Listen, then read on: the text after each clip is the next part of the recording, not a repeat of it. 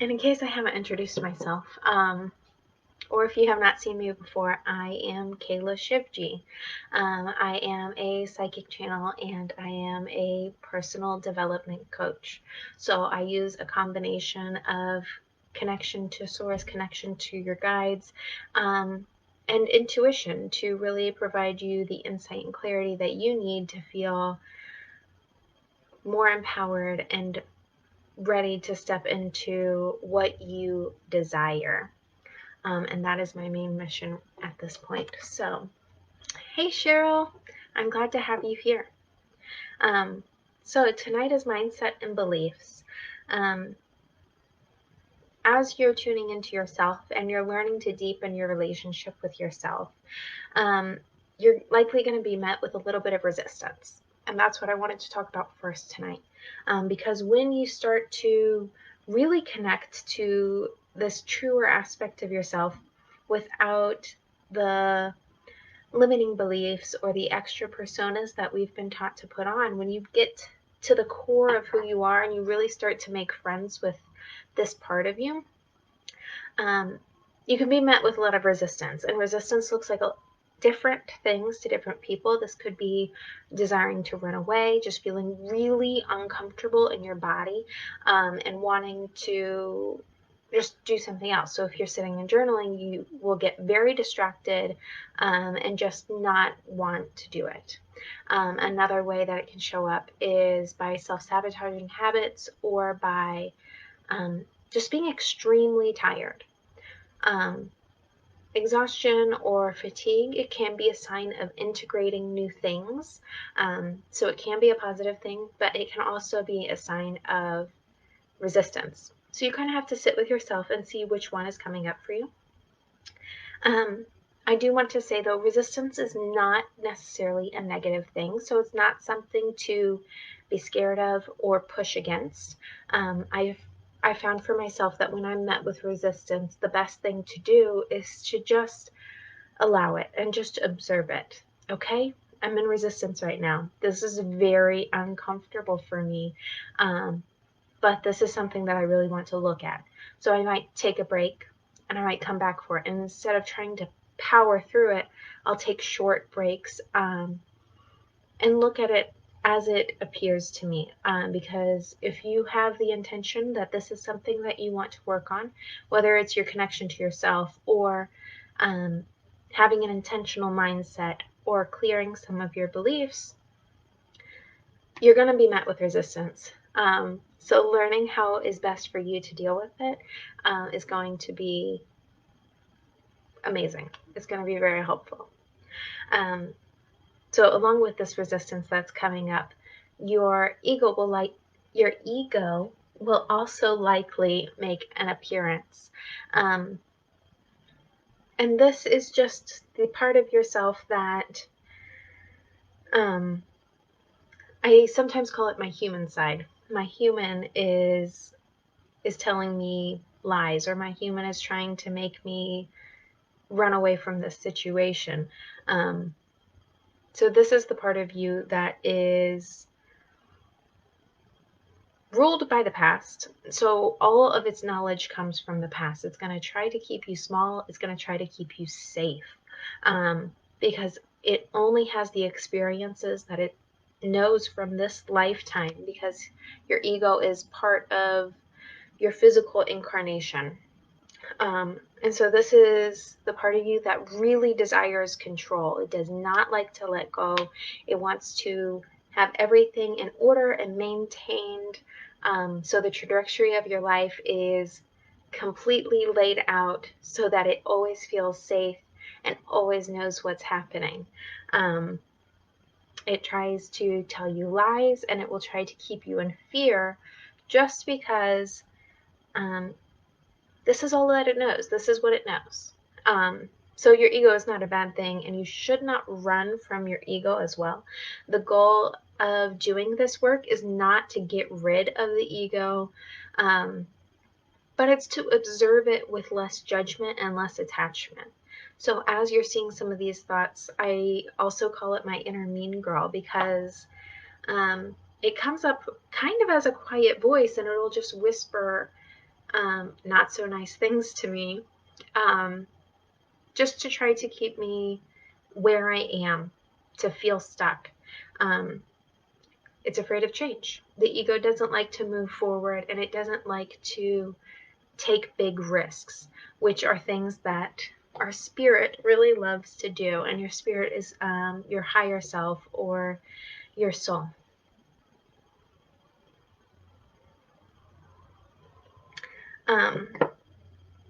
So if you see these aspects of yourself coming up, observe them. You can even take note of them if you're someone who likes to record aspects of yourself or just to record information in general. That's a great practice to do. And just notice and observe. This is something you can journal around if you feel guided. But in this process, we're observing without giving our power away to the ego. So what I mean by that is we're not going to hand it the ball. So we've decided, I want to work on my mindset, and I want to clear some of these beliefs so that I can feel less stressed and more empowered. The ball's in your court. You are now taking steps to take charge of the situation and to feel better about whatever it is in your life that you desire to feel better about. The ego will come in and say, why don't you let me take care of that? Because in the past this happened, and I don't really believe that we're capable of doing that. So why don't we just forget it? Let's just watch TV. This is uncomfortable. I don't want to do that. Let's call so-and-so and we can just do something else. Oh, did you forget your dishes? You need to go do that. That's more important. All of those things. And the ego is trying to take our ball away. It's saying, hey, give me that. I want to run the court. I'm the one who can make the basket. Let me handle it. So just being aware of that and maintaining composure is very important, because it's almost like dealing with a toddler, saying, I hear you. I understand your concerns. I'm not trying to launch myself into a scary situation. I'm trying to improve whatever it is that you are wanting to do. Hopefully that makes sense for you. If you have any other questions on the difference between ego and spirit, you can ask and I can clarify it in another way. So, what is mindset?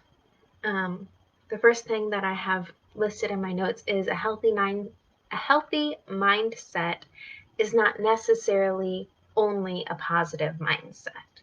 While thinking more positive thoughts is a wonderful thing, and we all want to feel more positive feelings and think more positive thoughts, forcing the negativity to just go away without addressing it, and forcing like emotions of sadness or grief to go away without actually feeling into them, is not going to support a healthy mindset.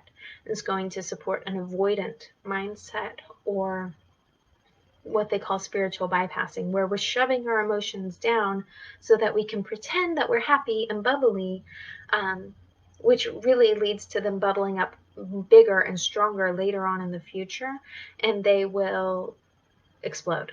And so that's something that you don't necessarily want. I would assume that you don't want them to come up bigger and stronger. So as you are doing this work and you're noticing some thoughts or some emotions that aren't necessarily positive, this is another great place to simply observe them. A good practice is to write them down.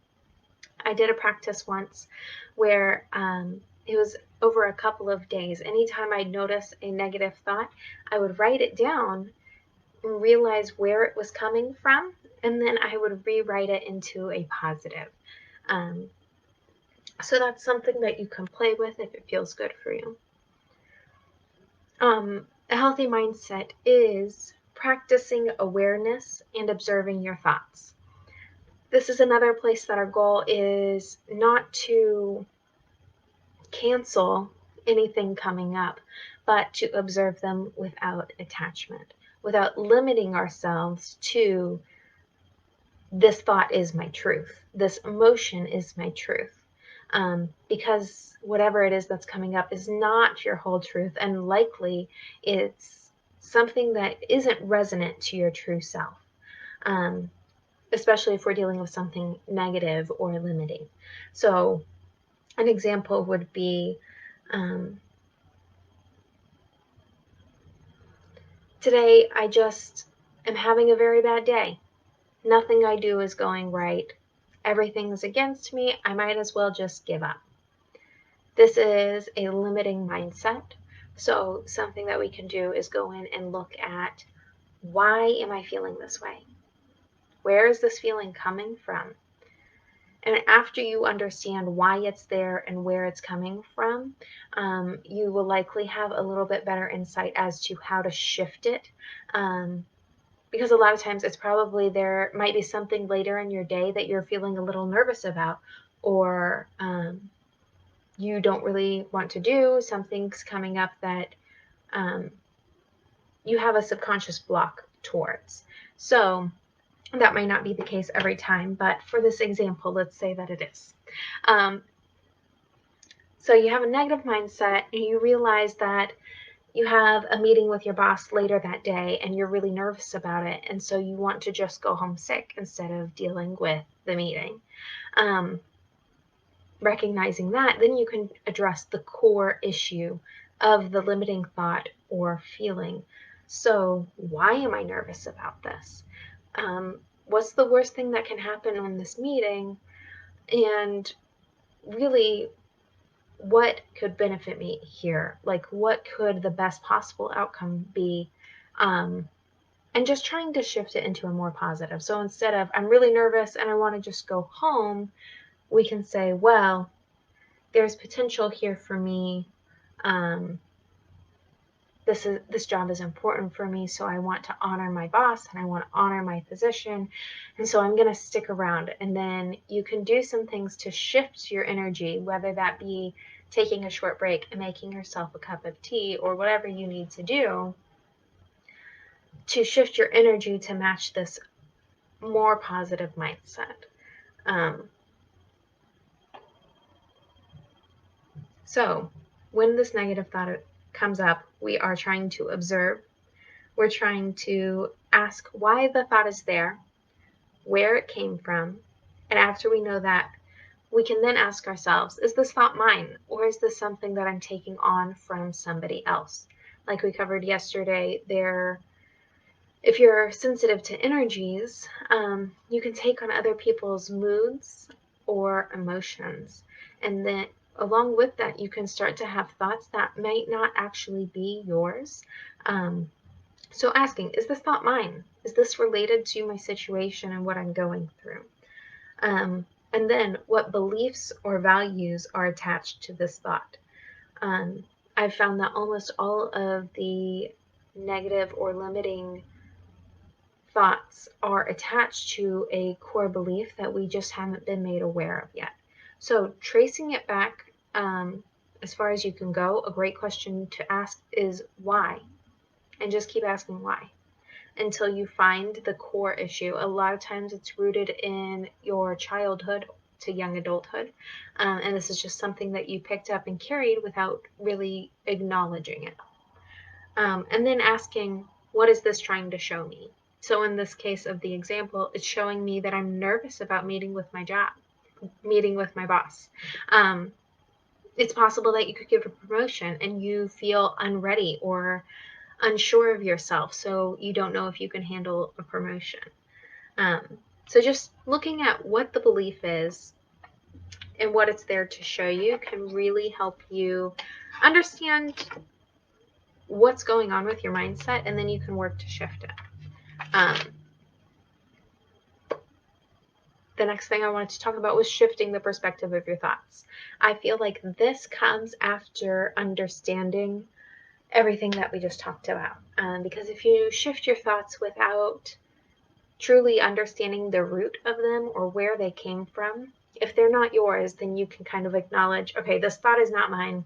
I'm just going to send it out and I'm going to acknowledge where I am and my own thoughts right now. So After you've done all of that work, or really it's more brief than it sounds, once you've just sat and observed yourself, we can begin to shift the perspective of your thoughts. So in this work, we're going to, really a great practice is to tune into your heart. And when you're working with mindset, it's really good to tune into your core energy, your true self. And you can even invite in your higher self if you feel guided to do that. And when doing this, just observing how you want to feel. In this moment, I would desire to feel relaxed. And then taking a couple deep breaths and seeing what can I do to shift my mindset into one that is less stressed and more relaxed. And this could result in forgiving yourself for some of the expectations you've put on yourself. It can look like taking a couple things off your to-do list and just accepting yourself for where you are and letting that be good enough.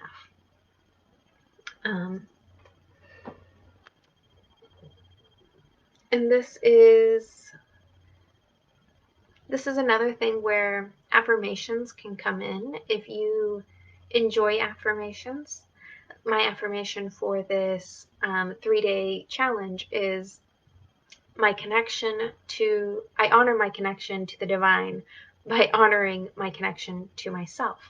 And that's something that came to me and felt really good and positive. So I allowed it to stay within my awareness, and I come back to it when I just want to feel the energy of honoring myself. So if that's something good that you feel good with, you can come up with your own affirmation, or you can look up some others that might resonate with you. And you can either write them down on a note card, you can put them on your phone as your background, and just look at it and say it when you want that boost of confidence, or whatever the feeling is that you're trying to experience. Yeah. So hopefully that everything so far has made sense. Feel free to ask questions.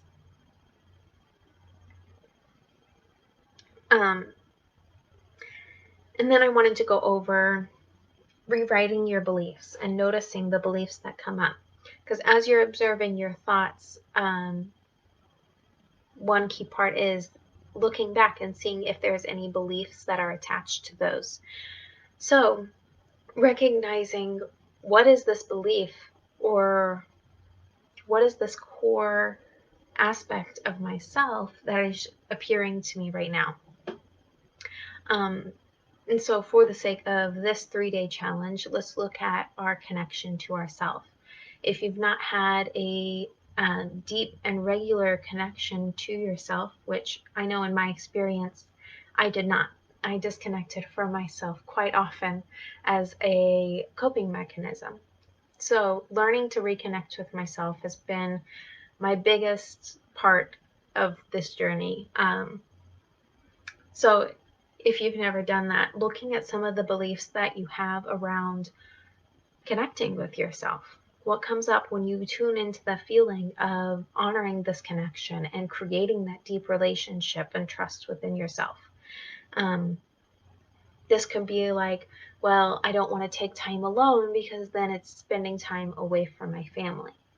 And that would be a belief. So we can write that down, and then we can observe it. Like, where did this come from? Why is this coming up for me now? This might be something you watched in your parents.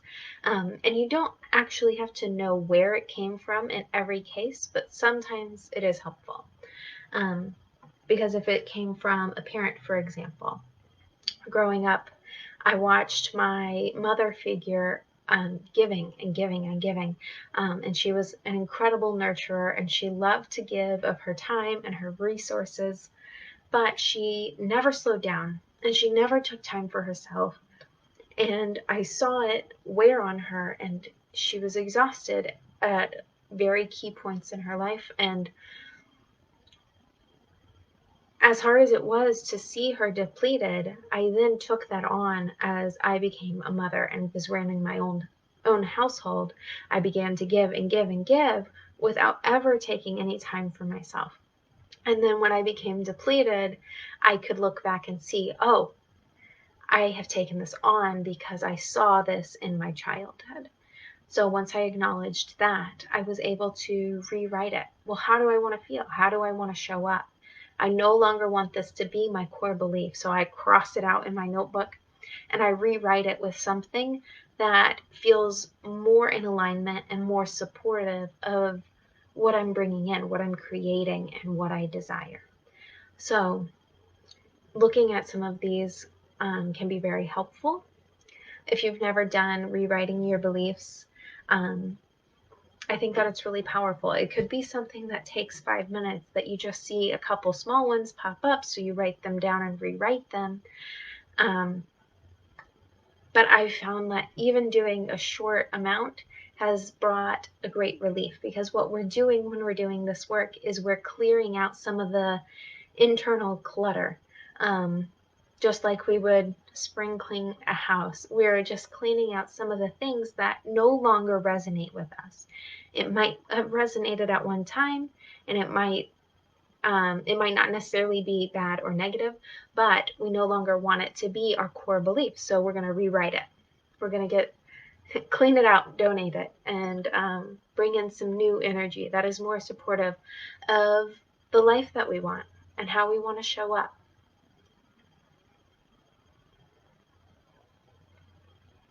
So beliefs are, I just say they're core thoughts with emotion and energy behind them that we have taken on as truth.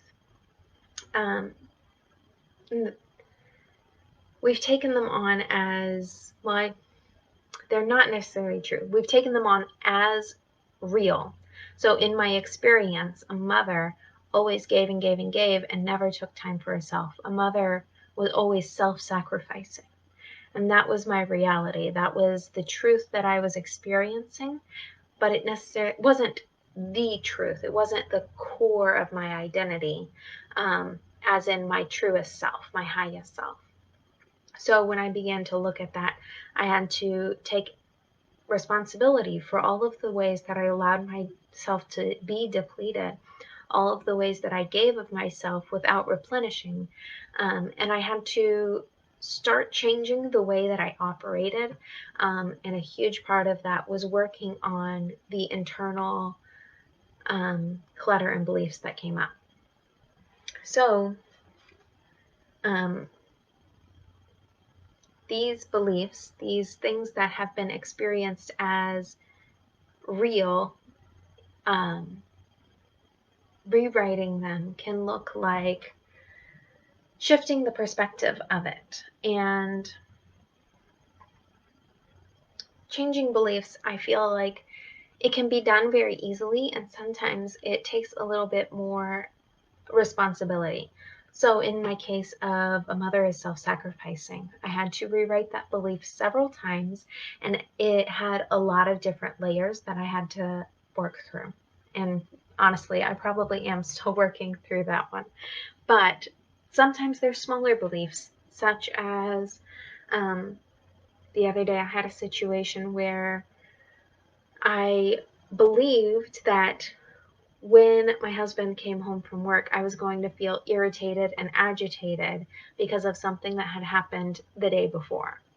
And when I realized that was a belief and I addressed it, it took me probably 2 minutes to address it. But then my energy shifted and I realized I'm actually really glad to have him home. And I'm not irritated and agitated like I believed that I would be.